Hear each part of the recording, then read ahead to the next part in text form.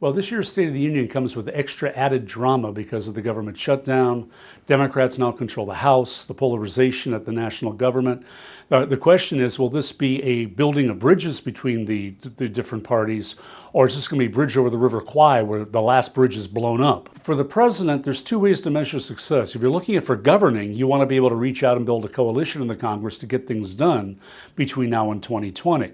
But between now and 2020, everyone's focusing on the election. So for the president politically, he wants to be sure that he reinforces his base and maybe pulls some people from the Democratic side, from the middle, who might go Democrat to his side. So you might see him being aggressive with Democrats, issuing his basic ideas of the wall, and then maybe a couple of compromise positions he could reach with the Democrats. Now, the question is, how do the Democrats, now that they're in power in the House, use that power? Do they use it confrontationally? You're going to see a lot of the Democrats sitting on their hands with the Republicans jumping up. Studies have shown that over the last 30 years, the partisan difference between responses has just grown more and more intently. It's almost like those canned studio audiences' responses, applause now, please. Indeed, scripts come out with the president's remark saying this is when you should stand and applaud or don't stand and applaud, so everybody acts uniformly. But what you want to see for the Democrats would be decorum, at least. My own fear is that the State of the Union becomes a brawling match with Democrats booing. Remember a few years ago when Barack Obama gave an address to the Congress and congressmen shouted out, "You lie," and that was a low point in decorum within the House and the Senate. But the president also needs to show some respect for the people whose house he's coming over to. I mean, you go into somebody's house and you disrespect them, you shouldn't expect to be reinvited.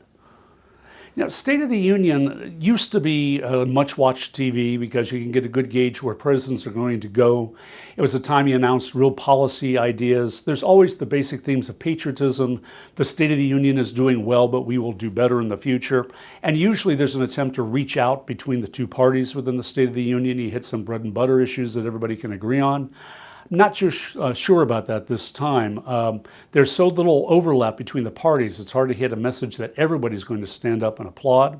And then with it, the president's ideas, the Democrats' ideas. It's not like you're expecting anything radically new to come down the pike. In the State of the Union audience will be a whole bunch of Democrats who want to replace the president in 2020.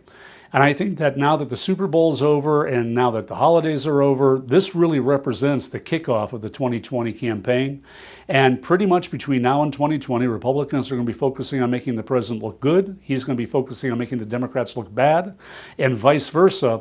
I'm not optimistic we're going to see much in the way of real governing going on, though Democrats and Republicans do need to govern on something before they stand before the voters.